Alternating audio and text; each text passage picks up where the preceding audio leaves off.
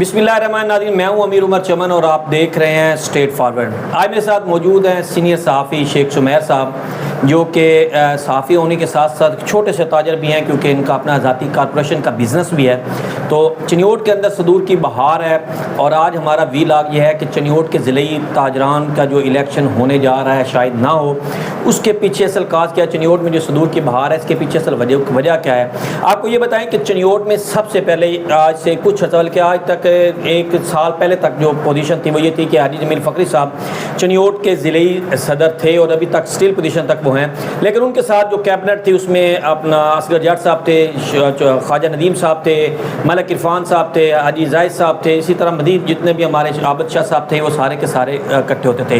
तौर पर जो मैंने अपने कानों से सुना है, मैंने अपनी आंखों से देखा है, उनका ख़ास तौर पर मलिक इरफान तुफ़ैल और असगर जट के साथ बेटों वाला ताल्लुक था, यानी कि बाप बेटे का जिस तरह ताल्लुक होता है, क्योंकि उनके वालिदैन के साथ भी उनका अच्छा ताल्लुक था। और मैंने अक्सर अपने कानों से ये बात सुनी है कि हाजी जमील फ़खरी साहब ये कहते थे कि मेरे लिए मलिक इरफान इस तरह है या मेरे लिए असगर जट इस तरह है जैसे मेरा बेटा अनस है, यानी कि बाप बेटों वाला एक ताल्लुक था और शायद अभी भी है, क्योंकि हाजी जमील साहब की तरफ से अभी भी जब भी हमें मिलते हैं तो वो अब भी ये कहते हैं कि वो मेरे बेटे हैं।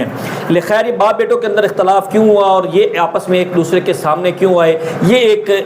जो बात है ये हमारे सामने आज शेख सुमैर साहब है वो रखेंगे। सुमैर साहब आप क्या समझते हैं कि अंजुमन ताजरान जो ज़िले ताजरान है इसके अंदर ये दो टुकड़े क्यों हुए, एक घर के अंदर एक फैमिली के अंदर इख्तलाफ क्यों हुआ और इस इख्तलाफ की वजह से दूसरे लोग क्यों फ़ायदा उठा रहे हैं और इस इख्तलाफ की वजह से शहर के अंदर सदूर की बहार क्यों आई है। बहुत शुक्रिया उमर साहब, आपने टाइम दिया। अच्छा, मैं छोटी सी गुजारिश करना चाहूँगा कि पहली बात तो ये है कि अंजुमन ताजरान का अभी तक कोई जेन्युइन नुमाइंदा हमने नहीं देखा। मुझे भी काफ़ी अरसा हो गया है यहाँ पर चनियोट में साफत करते 8-10 साल हो गए हैं। जहाँ तक ग्रुपिंग की बात है तो इससे पहले इसका थोड़ा सा सियाको सबाक समझने की ज़रूरत है। मैं नहीं देख रहा कि ये ज़िलई इस सदारत के इलेक्शन भी होते नज़र आ रहे हैं। मुझे नहीं लगता कि ये इलेक्शन होंगे, क्योंकि मैं समझता हूँ कि देखें जो एक लोकल लेवल पर या एक बाज़ार के सदर को एडमिट नहीं किया जा रहा किसी भी ग्रुप की तरफ से। एक ग्रुप अगर एक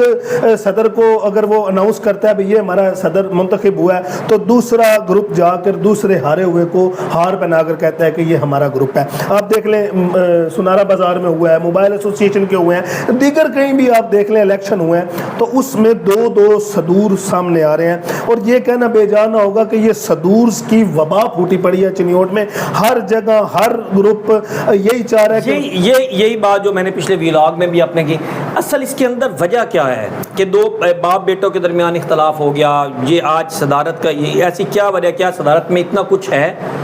बिल्कुल उमर भाई, आपका सवाल ये बिल्कुल वैलिड है और ये लोगों को भी पता लगना चाहिए। देखें, मेरी नाकस अकल और ज़राए के मुताबिक जो हमारे ज़राए ने हमें बताया है, चनियोट में बेसिकली एक ग्रुप था जो अंजुमन ताजरान रजिस्टर्ड के नाम से चनियोट में फ़ाल था, ताजर बिरादरी के हवाला से, जो ताजरों की नुमाइंदगी भी करता था। लेकिन हमने देखा है कि गुज़श्ता कई अरसे से ताजर उनसे नाला नज़र आते हैं। अभी आप रिसेंटली देखें कि एक ग्रुप उसी बॉडी में से टूट कर अंजुमन ताजरान इत्तेहाद ग्रुप के नाम से मंजर आम पर आया, जिसमें चौधरी असगर जट साहब हैं, ख्वाजा नदीम है, मलिक इरफान तुफ़ैल और दीगर जो ताजर बिरादरी के रहनुमा हैं वो शामिल हैं। इसमें कि बाप से बेटे अलहदा हो, बेटे बिल्कुल। और हाजी जमील फ़खरी साहब के ये नीचे जो इनके साथ जनरल सेक्रेटरी के तौर पर ये अपने फ़राइज़ सर अंजाम दे चुके हैं, जिसमें ख्वाजा नदीम है, जिसमें चौधरी असगर जट है। अब इख्तलाफ की वजह जो हमारे सामने आई है, जो हमारी नाकस अकल और जो देखने में मिला है वो यही है कि ये मुझे लगता है कि ये इक़्तिदार की जंग है। इसमें हमें पता लगा है, हमें हमारे नोटिस में एक बात आई है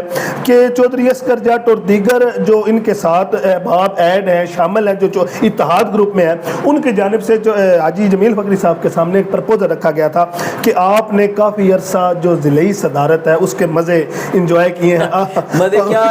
क्या इसमें फ़ायदा? इसका फ़ायदा सर यही है कि आप ये कोई मीटिंग में बतौर ज़िले सदर अंजुमन ताजरान इंतज़ामिया के सामने या कोई मीटिंग्स वगैरह में आप जाते हैं तो उसमें उन्होंने इनको ये प्रपोजल दिया था कि आप हमारे सरपरस्त बने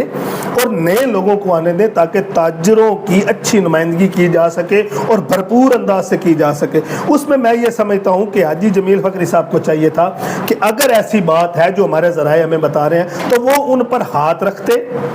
ہاتھ رکھ کر ان نوجوان لوگوں کو اپنے ساتھ چلا کر ان کو ان پر ہاتھ رکھ کے ان کی سرپرستی کرتے اب یہ میں یوں کہہ لوں کہ حاجی جمیل فخری صاحب کو ایک پرپوزل دی گئی کہ آپ آ جائیں، لیکن وہ پرپوزل پہ کام نہیں ہوا۔ اچھا، دوسرے لفظ آپ نے ایک اور بات بھی کی کہ وہ یہ بات کی کہ یہ جو ہیں حاجی جمیل فخری صاحب، کیا اس وقت آپ یہ سمجھتے ہیں کہ تاجروں کی نمائندگی کرنے کے قابل نہیں رہے جس وجہ سے انہوں نے یہ کیا ہے؟ نہیں دیکھیں، اب آپ عمر بھائی یہ تو سمپل سی بات ہے، ایک عیاں چیز ہے کہ اتنے تاجر اور اتنے آخر جو لوگ ان سے علیحدہ ہوئے ہیں ان کے ساتھ بھی تو وہ بھی تو تاجروں کی نمائندگی کر ہی رہے ہیں۔ کوئی وجہ ہے کہ حاجی جمیل فخری صاحب اتنا عرصے سے برسر اقتدار رہے ہیں، انہوں نے تاجروں کی نمائندگی کی ہے، آج اتنے لوگ ان سے الگ ہو گئے ہیں، کوئی وجہ تو ہے کہ وہ کیوں؟ حاجی جمیل فخری صاحب ماشاءاللہ بڑے اچھے اور مدبر جو ہیں وہ تاجر ہیں، اور اتنے عرصے سے وہ لے رہے ہیں، وہ آل پاکستان انجمن تاجران کے نائب صدر بھی ہیں۔ تو میں سمجھتا ہوں کہ اصغر جٹ ہو یا دیگر جتنے بھی پارٹیز کے لوگ ہوں جو ان کے مقابلے پہ آ رہے ہیں، وہ بھی ان کے بچے ہیں، انس ہی ہیں ان کے، چاہے ان کا اختلاف ہے، ان کے بیٹے ہیں، وہ میری چاہے جتنا بھی اختلاف ہو لیکن وہ اپنے بچوں کی طرح ہی سمجھتے ہیں۔ میری لاسٹ ٹائم بھی جب ان سے بات ہوئی تو انہوں نے کہا یہ میرے بیٹے ہیں، اختلاف تو ہوتے رہتے ہیں، تو وہ ان کو اپنے بیٹے کے ساتھ اختلاف ہے لیکن باپ ہی ہوتا ہے۔ انہوں نے پتہ ایسا پھینکا ہے کہ فارم 45 اور فارم 47 والی جنگ شروع ہو لوگ تذبذب کا شکار، جب تک یہ شکار رہیں گے اس وقت تک گورنمنٹ نہیں بنے گی، اور اس وقت حاجی جمیل فخری صاحب ہی صدر رہیں گے، ایک نئے ولاگ کے ساتھ دوبارہ حاضر ہوں گے، اور اس ولاگ میں آپ کو بتائیں گے کہ اس کے اندر مزید کیا تبدیلیاں ہو سکتی ہیں۔ تو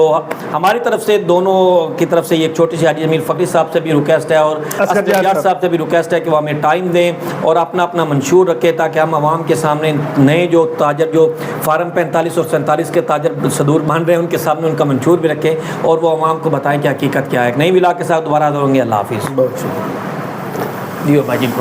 بڑا چھوڑا چنگا کی